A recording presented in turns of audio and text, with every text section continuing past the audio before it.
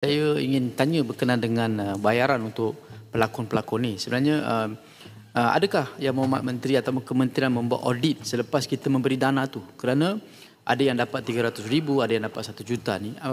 Apakah kaedah yang berhormat ni kita monitor? Sebab betul saya pun dapat maklumat begitu. Duit pelakon tidak bayar ataupun bayar dengan yang rendah dan sebagainya. Terima kasih.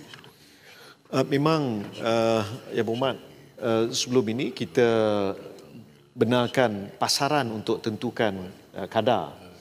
Tapi masa yang sama, setelah kita mengenakan beberapa syarat melalui pindaan kepada Akta Finas, kita berhasrat untuk teliti aspek ini dengan lebih menyeluruh.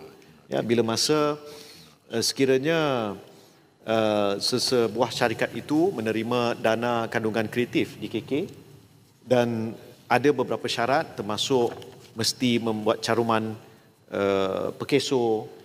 Jadi pihak Finas akan dapat meneliti aspek-aspek termasuk gaji mereka dengan lebih baik. Ya. Jadi waktu ini sebelum pindaan kita tidak ada mekanisme itu.